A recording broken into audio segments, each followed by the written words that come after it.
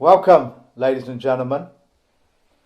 Today's broadcast is about 100% proof that you are a tenant in your own home.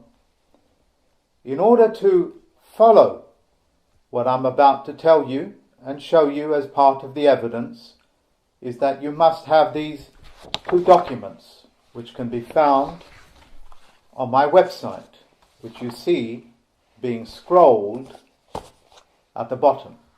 So if you don't have it, go to my website and download it, so you're not disadvantaged by this presentation. Even though I speak of 100% proof, the percentages are actually much more greater than that, because irrespective of whether you are in some sort of a mortgage tie or a mortgage agreement, or if you are an outright owner of your own home, you are still listed as a tenant, albeit it is in the conventional Babel language, and hence my court system has superiority over Babel language. The documents that I'm using as evidences are all real documents. Some of them were given to me by the judges, the Federal First Court judges that are with you at this moment, to show you the things that are in plain sight are not made up. They're in your possession by now. And I have done it in such a way, the presentation that is, that I've done it in terms of numbering, which means I will walk you through this document to the 30 points or so that you have to know, even in conventional language. Now, what is important is that I am not exclusively sticking with passe or syntax. I am generally educating you as to the precarious position that you are in at this moment, being in a house that you thought you owned within the deed of trust. So the first document that we're going to be looking at was sent to us, and it is one in hundreds about a complaint that he wanted to launch with my office, or my position is the correct word. And I've listed that as number one. And I'm going to be very methodical, and I'm going to go through this document in a slow and concise fashion as I possibly can, so everybody can keep up with us. These documents are from several continents, not just US or Canada or be it the UK. They're from Australia, from US, UK, and a variety of other places. So, let's look at number one. Number one on the document is in a box. Now, this explanation you must comprehend. This is a four-corner rule. You can see that. It's a four-corner rule. It's got four corners. When you are given rights, you have more than one right of a document, because it's a plural of rights. But if you're given a right of way, that means that you have one corner of the document and somebody else controls all other four. When you have, like this document has, another box within a box, that's an entirely different document. That's called boxing laws. That is why the games that you play in the courtrooms and stuff have boxes, and every single box has its own set of rules, which you must understand and must know. So if you have 15 boxes here within one document, one A4 piece of paper, essentially what you have is 15 different types of rules, and you don't know what game is being played in each box. if you look upon a playing field, you will see the playing field is rigged up to do everything from baseball, as well as play football, as well as chuck a javelin, and a multitude of other field sports. That's what these documents are. And when you go out of court, you're out of order, as in a ball falling out of court. Those are the in-depth explanation as to what the violation of the four-corner rule is. And in that sense, I think this number 1 can now come to an end. Let us move on to number 2. And it is this document that you need. This particular one is from the US. And there it says, and I'm breaking down what these words mean, deed. Well, what is a deed? Well, deed means that is written and signed, delivered by just one person. It's a contract, and the minimum of persons you need, or people, or men and women, to make a contract is, of course, 2, like a marriage. Otherwise, it's just a love letter to myself, writing to myself. You understand that rather comical analogy? If I am writing the terms and conditions of my own behavior, we call that a diary that I write. And that's what a deed is. It's essentially one person signing something without anybody else. That's what a deed is. It's what they call a unilateral agreement. Uni meaning one-way agreement, contract. That's what deed is. And you've got to understand that, because without contract, that means parties coming together. It's just a unilateral agreement. It's just a love letter that they are writing to themselves in conventional language. And so I'm focusing on just one word at a time rather than the passe or the syntax. I'm choosing it as a pronoun, which is a substitute for a title or a name. It's like calling New York the Big Apple. Well, the Big Apple is the Big Apple. It's only presumption and assumption, which assumes that I'm speaking about New York. Presumption and assumption. Let's look at number 3. Trust. Deed of trust. Well, trust, ladies and gentlemen, the minimum people that you need to create a trust in the conventional world is 3 people. You being one of them. And you need 2 other people, like the witnesses on your live life claim.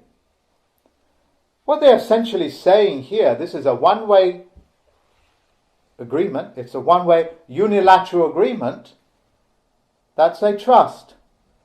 That's oxymoron, ladies and gentlemen. That's like saying Father, Son, and something else is missing. That's another way of expressing trust law. I suggest you look up trust law. Certainly I've done many lectures on it. And in conventions, you need 3 people, you being one of them. You are already starting to see how forensics works. And even though this presentation may last well over an hour, this only represents less than 1% of the knowledge of a federal postal court judge, let alone a chief federal postal court judge. Less than 1%. And already this document is starting to break down, because that's all it is. It's gibberish. When you have the word security instrument, what that means is that it's being safeguarded or secured, like me taking this document, and by the way, this is more factual than you can imagine, and putting it away into a safe, which is what they're supposed to do. So that's one way of creating a security cordon around these documents. They're supposed to be in a safe, so they can't be deleted, like you can with soft copies. And if the creators of these mortgage systems are scanning it in as deletable, I wonder why. Could it be so they don't get caught out of their fraudulent conveyance of language? You think about it, ladies and gentlemen, what security instruments are. Number 5, borrower. What does borrower mean? You've got to get your perspectives right now. Borrower means, just as the pronoun stands, that it is you that went to somebody else voluntarily to ask for something.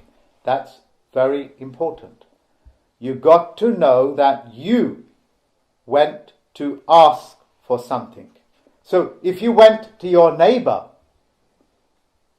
and you borrowed a cup of sugar, you become the borrower.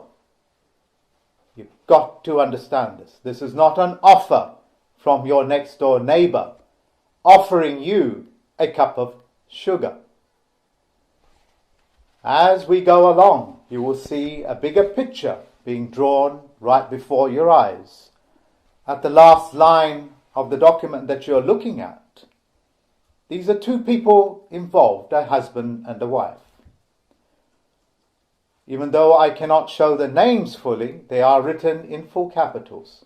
However, the other name on the other documents, I will show who it is, and that's in all capitals. Now, listening to the lectures that I have provided so many times to use, you know that the Roman mechanism, which stands today, the bureaucracy of writing a dead person's name, is to or capitalize it, like decapitating. When you decapitate a person, you put their name in all capitals. These are the evidences that are right before your eyes. If in all capitals, they're dealing with you as nom de guerre, as a dead entity, as a dead man, a dead woman. And here you see foul practice is starting to take place, more foul than I've mentioned. That sentence alone should be enough for you to get angry. It should be enough for you to pick up that pen and start asking questions or launch that complaint. Just visit my website. It's as simple as that. And both the husband and wife are recognized in all capital letters, which means the husband and wife have perished, died. What does it say on number 7? It says joint tenants. Well, that could quite easily refer to the husband and wife living there. Of course it can. But that will be presumption and assumption. We can't just presume that you know what a tenant is. And what a tenant means is that you are renting that home. Hold on a minute. Let's get some logic in here. The husband and wife, even though they're nom de guerre, are listed here as tenants. Not that the husband is a tenant or the wife is a tenant. They're both listed here as tenants. So if they're both listed here as tenants, under this knowledge that I've given you about tenancy, they're renting the home. That's what it's more or less telling you. Tenant, in their own fictional world, have two types, secured and assured. One is as absurd as the other. Security means that you have less of a tenancy security, which is an oxymoron. And you have assured tenancy, which is supposed to give you even greater protection. in the world of passe, assured means no assurances. That's passe, which I'm not going to talk about as of yet. Now that we know both the people are being listed here as tenants, the husband and the wife, and yet they paid for their home. Wow. The borrower. What does the borrower mean? The borrower is you going to somebody to collect something. That's what borrower means. A person that borrows something. The lender is the person that's giving it up. Remember, I'm only talking about the individual words. What they mean in conventional, everyday presumption and assumption. And you've got to understand that relationship. The lender is not offering. The lender is being approached by somebody, and they are listing that as the lender, which means it's not an offer. It's not an offer, because if it was an offer, it would mean something else. You've got to understand that they are saying that you voluntarily went into tenancy, that you voluntarily went there to ask them for something just to be a tenant. And the deposit that you put down on your house, well, that's just a deposit for your rent. But the spirit in which these documents were created, they cannot escape that. It was created to take something away from you, to move you into a position of ownership, into a tenancy. That's foul practice. Foul practice voids contract.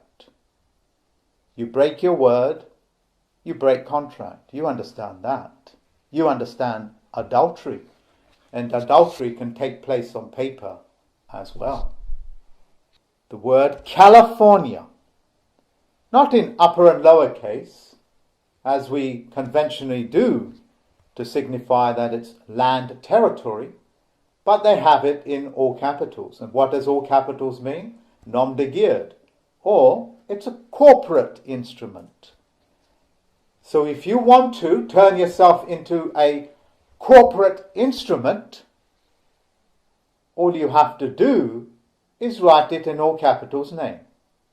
If you want to be recognized as a dead person, you just have to write your name, voluntarily of course, as a dead person. Simple as that. We're now going on to another certificate of title, which is essentially identical to the one that you've been looking at. And this is from Australia, from one of the judges. He volunteered the document as to show you that this is not just restricted to the US, Canada, or Europe, but it goes all the way to the southern hemispheres. The mechanism of the fraud is virtually identical in every country in the world, because the people that perpetrate this fraud are one gigantic group, all known to each other by first name, middle name, and probably their surnames. Not Christian name, of course, or family name, or a clan name, probably by surname. And we'll go on to that later on. So, what does a certificate mean? You've got to understand every single word. An Australian certificate means that it's an instrument that has been witnessed by another party, as in a certificate of your qualifications. And it's a certificate of entitlement. Means that yours on paper, witnessed parties. It's essential, a statement of fact, like making a statement of fact to the police that you are a witness.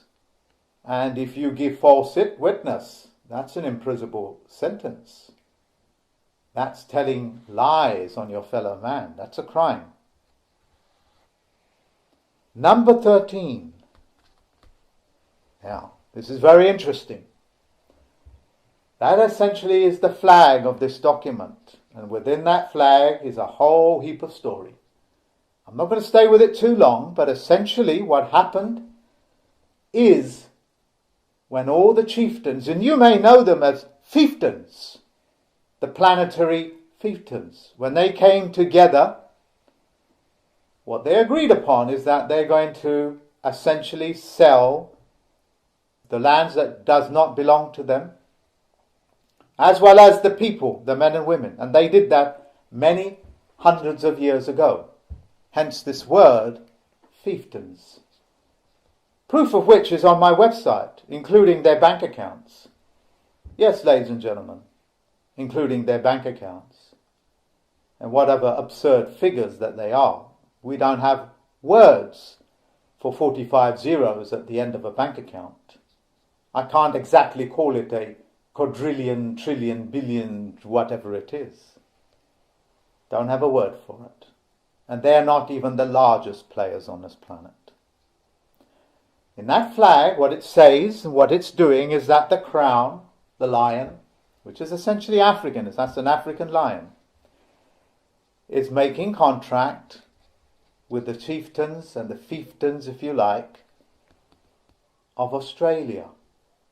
What we used to call Aborigines, who aren't actually natives.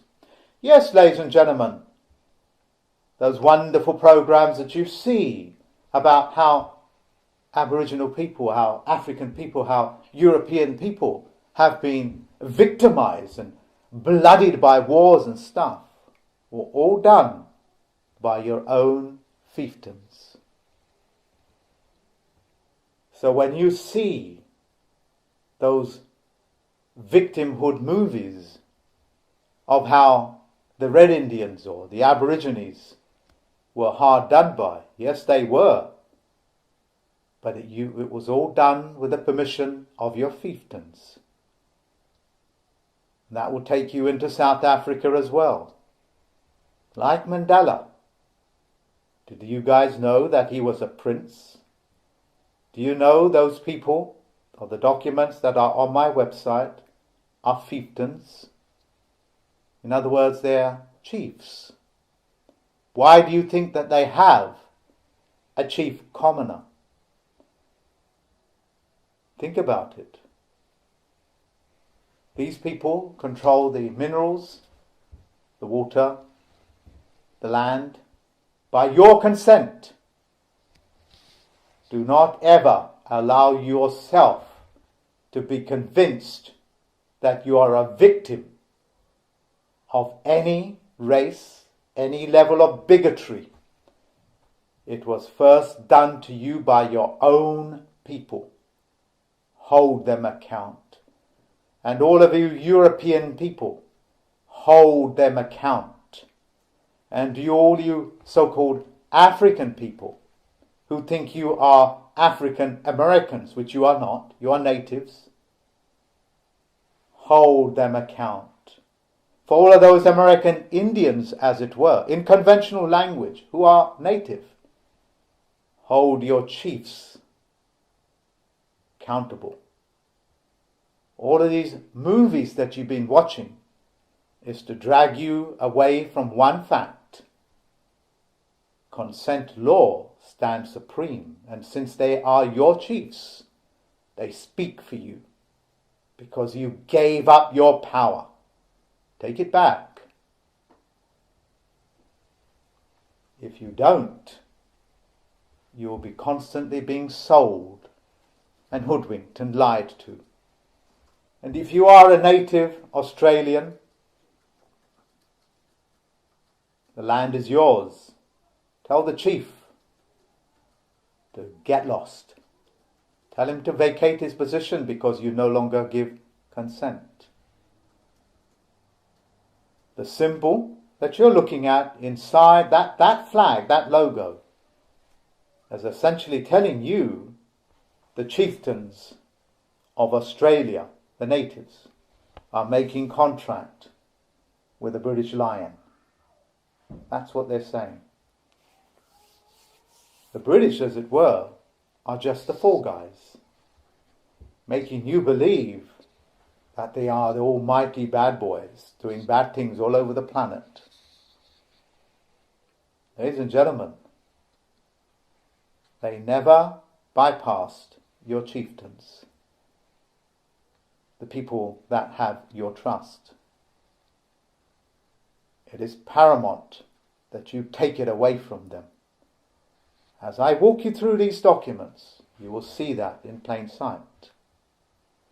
You will see the heroes that you've been worshipping all your life, whether that would be that character out of South Africa, or that loin-wearing person out of India, or that red Indian chief that wears those eagle feathers, or the Australian chiefs that make you feel as if they were victimized. What was done to you by your own people. This includes England, this includes Ireland, and so many of the countries that we know of. Number 14, and I think I've spoken quite a lot about number 13 as well, as I got a little bit carried away because I do get emotional. I do apologize. We have a word called fee simple. A fee simple, pronoun, two words standing by itself. Let's join it together. It's a fee, which means there's money involved. And it's simple, which means it's a simple process of exchange of money.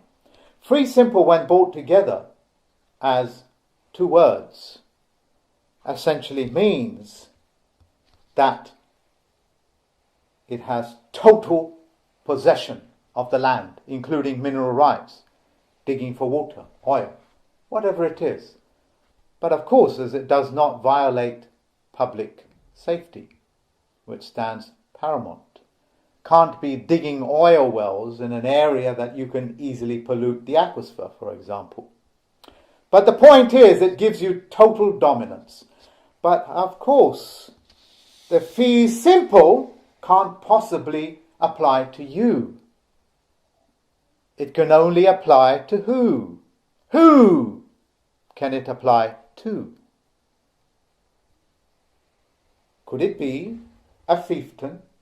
Could it be that you need to look up the word chief commoner, as in common law, chief as in fiefdom, and find out that they have access to you and mineral rights? It is they, the chieftains, that can claim fee simple, complete and utter dominance of the land.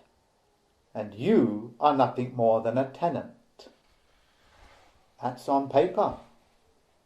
That's on forensics. And you can't escape my eyes on this. A folio is a very simple word. It means it's a bounded document, like a book. Or like a filofax. I remember that from the 80s and 90s. I used to use them myself. That in itself is quite telling, because if it's a bounded document, why isn't it exactly bounded? I thought a book was a book because it's got a bind on it. Anything that does not have a bind are loose pieces of paper. Full stop. Number 16. The word general or registrar general, which is actually in reverse. Registrar is like a registered post sticker. General is not like the general manager of your Sears or the general manager of a supermarket.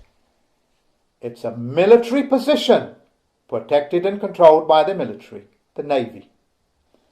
Why do you think the old tax collectors were generals? Think about it. So we are not dealing with civilian matters here. We are dealing with a matter of military. The seal, number 17.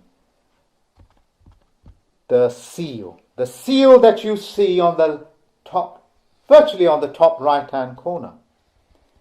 Well, seals that don't have a registered number can't be tracked. It can't be a proper seal.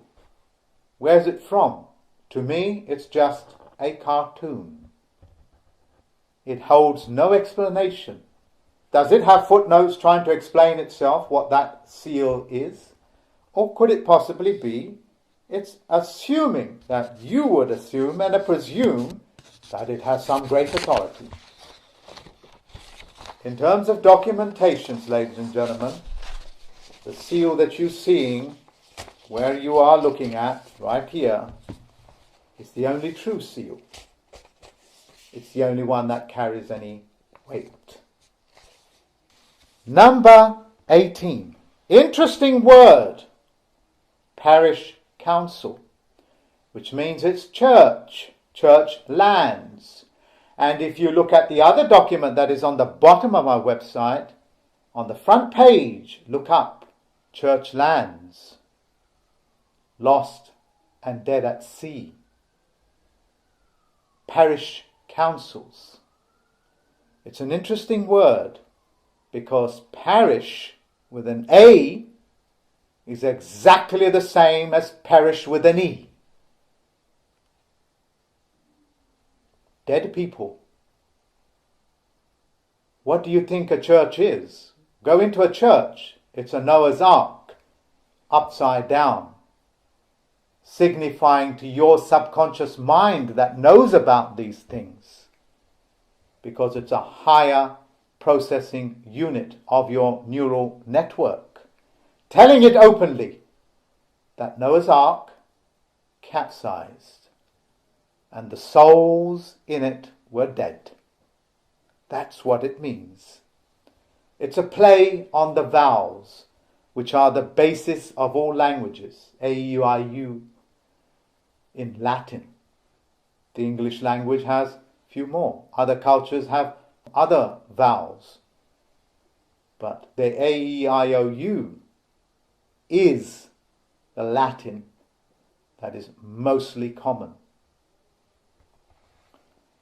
Remember what I said to you. Parish with an A and parish with an E are one and the same. It's a change, a play on the vowels. Vowels rather than consonants. Number 19. This is an Australian instrument and it's got Hugh, who volunteered this information, who's a Chief Federal Postal Court judge, who now has powers, of course, to stop and correct them. And this isn't a deed of trust, bureaucracy that you have to go to get your documents, to have these proofs, showing you they have the audacity, who bought his house in good faith and good honor, is a dead entity. And if it's a dead entity, it's a lost and at sea, which means it's trust law. That means somebody else is controlling his estate, which I'll come on to. But you can quite literally see that his name is in all capitals. Well, as Federal Postal Court judges and Chief Federal Postal Court judges, we can control the all caps name as well. So, you all know what is right in front of you, that it is an all caps name, and you can't escape what it means. Just look at the gravestone. And because it's in all capitals, and of course Hugh is still around, is not dead exactly, in Australia, he now knows that there is a trustee put in place. And there comes some more examples. If there's a trustee, well, how comes they didn't let themselves know? Rather derelict, isn't it, of an executor and an administrator not to let themselves know. Did they ever take out an ad in the newspaper to say, oh, we're looking for this character called Hugh. We presume and assume as he's been dead and lost at sea, so will he come forward and his relatives come forward? Did they take out a newspaper article like that? Certainly in the olden days they used to, because when you had your birthday they used to try to put it into all capitals. When you had a births and deaths record, they put your name in all capitals. Such foul practice is foul practice, ladies and gentlemen.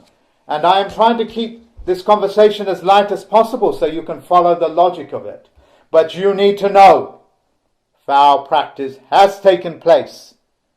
The evidence is right before your eyes. I am not making these things up. I am showing you forensics evidence. Pick this paper up, read it, get your pen out, and know that the pen is mightier than the sword, and you will find many things will collapse, and you will become the beneficiary. Number 20. What do we see here, this word again? As joint tenant. Oh, well, it's not two people that's got the mortgage, death pledge. So who is this other party called a tenant? Don't you think that everybody here that is sharing this video with everybody else, do you not think that you owe it to yourself? Do you not think you owe it to yourself to find out who that other mysterious tenant is? What do you think is going to happen when South Africa finds out who that tenant is? Perhaps they will have a Mandela moment. Or perhaps even a Nelson's column moment. Surely the Mandela effect is global. What do you think is going to happen when they realize there's only one person that can claim that position, and that's the chieftain? Why do you think I'm good at cracking these codes? Because I follow the logic. I follow the common denominator. Your royal families are not your friends. They're the ones that sold you, who live off your sweat equity. Well, how else do you think these people could possibly do what they do? They are worthless. They've never done a day's work. I suggest South Africa, those people that have been hero worshipping a particular person, and I suggest for those Indians out there that have been hero worshipping a particular person that wears a loincloth, or used to, or the US people that have liked to hero worship the Kennedys and the rest of them, you find out who they are. Find out what the word esquire means. Find out how you address a citizen of London. Find out where the lawyers are domiciled. Find out what the Foreign Agents Act is in the US. And you'll quickly come to understand you're being pulled in by foreigners. You're being claimed upon by foreigners that are foreign to your customs, and that are foreign to yourself, and that are foreign to your house. Number 21. It says end of certificate. When I thought the movie ended, it was end. But then we got some more writing. You can't ignore it. If a certificate is the end, it must have nothing below it. And it doesn't matter if it's an addition from the deed of trust organizations or the bureaucracies. You cannot put anything at the end of a document where it says end. I think that should be very clear. So, essentially, when you do have other wordings that are after the word end, it's an open-ended contract. Open-ended means it's still under negotiation. Sometimes I get carried away at the level of deception.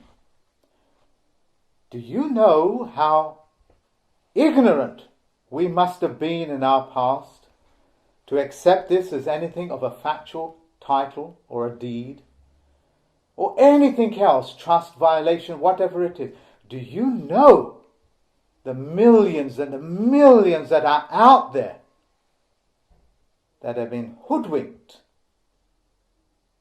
Those poor souls who can't obviously read and write.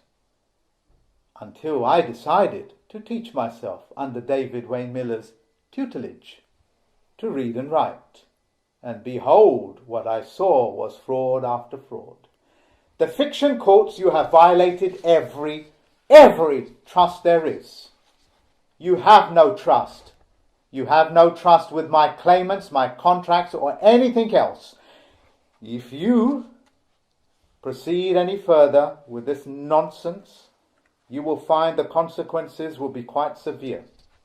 I make it very clear to you, I will control the Navy to make sure these things don't happen, because the Navy is a naval organization, and they've been with me to the day that I have a naval. Yes, ladies and gentlemen, I know that code as well. And they're there to protect those people that have blood flowing through their navels. If the Navy does not participate, perhaps it's too large a task, then I'll create one myself. And for those people that know me, know that I follow through. I keep my word.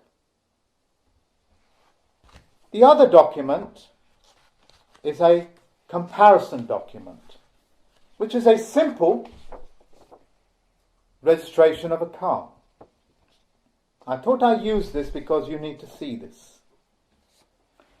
You need to understand the same fraud goes on, whether it's a house or a car, or that matter, as tragedy stands, your own children, who are nom de guerre and all capitalized. It should move the very heart of what you are. It should move the very pit of your stomach. It should cause you to vomit this vulgarity that takes place. I don't think I'm being too severe in my language when I tell you these things should make a person sick to their stomach. So this is a registration of a car. And what does it say in front? In that blue area, which is another box, where therefore it's a different game. What does it say? This document is not proof of ownership. My. It looks like that you are just a tenant of that car. If it's not proof of ownership, where is the proof of ownership of your car? Who has this proof of ownership? Certainly isn't you with your document. Who could it possibly be?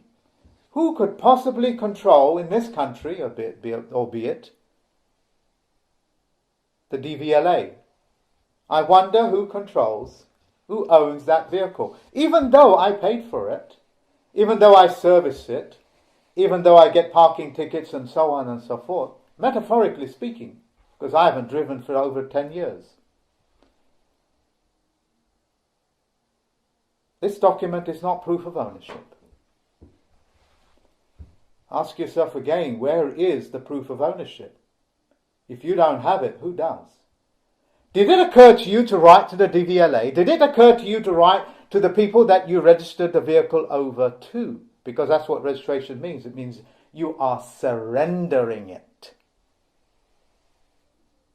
Did it occur to you to write to the DVLA or the current department, whichever country it is, in all 195 countries of the world? Did it occur to you to say, hey, I don't seem to have ownership of my car. It says that I do not have proof of ownership. Can you tell me who is the owner of this car, and can you provide me with that document? What do you think will happen? Am I going to cause a tidal wave here? Ladies and gentlemen, the things that I'm telling you are representative of less than 1% of what I know. Less than 1%.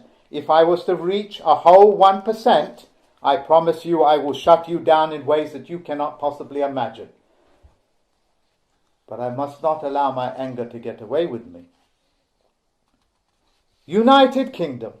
Well, the document says United Kingdom. United Kingdom is not England, and it is not Britain. United Kingdom is a registered corporation. When the four nations came together, yes, they're called the four nations, when they came together to form a corporate instrument under unification and called itself United Kingdom, with their own United Kingdom flag, which is another way of publicly displaying that it's a double cross. Double cross it is indeed. Who can now doubt that, since history speaks so loudly? On number 26, what does it say? It says the name of the person, which is written in all capitals, that they are the registered keeper.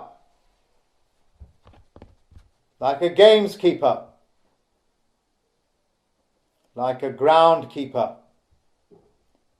A keeper just simply means that they are safeguarding it, looking after it. But you are certainly not the owner. Otherwise it will say owner. Like own up. Ladies and gentlemen, these things are in front of your face. And since you live in your home in such a precarious, documented evidence that you are not who you think you are, and you are not the person that owns the things that you do, these things should cause you a great deal of alarm. It should cause you to take action, but do not riot. Do not do anything stupid like violence, but use the pen to control yourself instead of the sword. There are other people on this planet that have much bigger swords than you. Remember that. We have a psychological condition on this planet called passive-aggressives. Passive-aggressive is just another way of saying these people perform some of the most vilest things on paper, like poison pen letters. And they do this in all manner of ways until they gain some sort of a power over you. And they do it so often that you accept it as part of a normality to accept the all caps name through your letterbox, and therefore making contract with you, because your letterbox is an offer to the entire planet to contract with you. But do not kill the messenger, the letter man, the letter woman, the postal carrier. Do not kill that. Go and sort out this trust relationship that you don't know anything about. So many of my students just collapse that trust position by showing their live life claim, whether it's on Facebook, YouTube, or whatever the social medium is, and the FBI and the various organizations, including Secret Service, pick it up. That's one of the ways that they safeguard themselves in this, shall we say, corona period. Keeper, number 28, just in case you are confused, quite literally means that you are not the owner. Can we agree upon that? Can we agree upon that a zookeeper is not the owner of the zoo or the animals or anything else? If we can agree upon those things, then we have agreed upon two things. And if we can agree upon two things, we can agree upon three things, which is the all caps name has a trustee attached to it. And it is your choice whether to stay in a trust relationship or not. Number 29. You are asked to give yourself a title, and it looks like it's compulsory. Well, that's somebody forcing you to give a title. I didn't know you had a title. I didn't know your mum named you, or your dad, Mr. Oh, here's Mr. Baby Jones. Mr. is a subordinate name. The Arabs have one as well. and so do virtually every culture. These are the ranks aboard a vessel, and it's a subordinate position. That is why a female sailor will not be called anything but Mr. Sue, Mr. Allison. That's what they're called. They are gender neutral, because a vessel does not recognize anything except talent and qualification, what they call an able seaman. Don't let people give you a title, because title takes away your name. I have a position as a Chief Federal Postal Court Judge, as a plenipotentiary judge. My titles, well, might be put on paper if I owned land and etc. Like a title to a car, like title to a yacht, a vessel. Those would be my titles because they belong to me. And what does a title mean? It means title.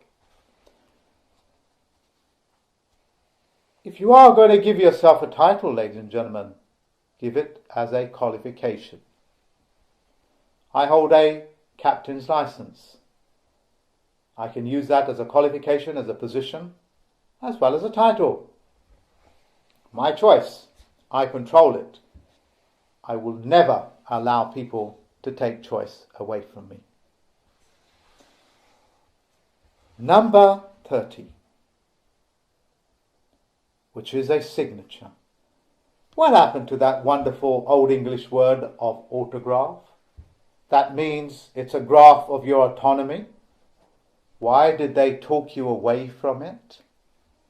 So you do not place your autograph, your graph of your autonomy. That's all it takes, ladies and gentlemen. This is your God-given seal.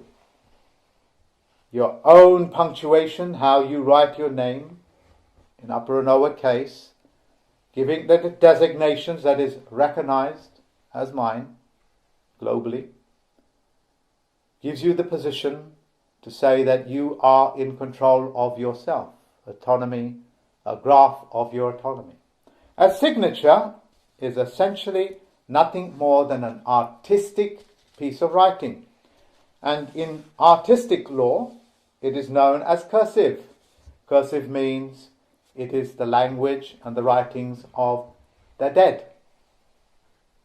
Dead people. Cursive writing. Cursive, as in curse somebody. It's called cursive. Joined up writing is called cursive. What more do you need to know? I think the evidence that I've given you all point to one thing. You are not owner of your car. You are not the owner of your children. You are not certainly the owner of your house. Even if you've got lands and farms, or the hundreds and thousands of people that lost their farms soon as they paid off the mortgage. Because once you paid off the mortgage, you've stopped paying rent. And if you stop paying rent, well, you need to be kicked out, don't you? And is that what happened? Isn't that what happened? You have a way of fighting back. You have a way of placing the autonomy of your graph on paper. We show you these things. I certainly had to go through all of these things to be able to get you mortgage free. You are now in the era where it's more important than any time in history that I know of that you pay your own way. Find it in yourself to realize that the more handouts that you take and you ask for will cause you even more pain. You remember the lectures that you see in my website about Stalin and the chicken, the squawking chicken, as Stalin plucked it alive, threw it in the ground, and then began to feed it. And the chicken just shook itself off and went back, feeding from the hand that tortured it. Your governments, under democide, under fictitious conveyance of language, including your treasuries and etc., have lied to you on a profound level. Learn to generate your own money. Learn to pay your own way in life. Your governments are there to provide you with a service. Force them to provide you with a service. In terms of debt pledges, who needs a debt pledge in your life? As I said, ladies and gentlemen, the things that I have shared with you today are less than 1% of the things that a federal judge knows, or particularly a Chief Federal Postal Court judge, as well as the other Federal Postal Court judges. Their knowledge is far greater than any of your Supreme Court judges, because we provide forensics on a document, mathematically certified, and you cannot argue with science. Thank you very much, ladies and gentlemen, for listening to me. I hope that I've given you the message of hope that you are not powerless and that you have a way out. My website has knowledge and documents in there which people tell you don't exist.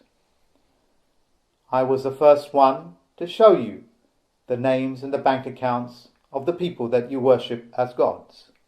Just as I'm the first one showing to you by name that your fiefdoms sold you out.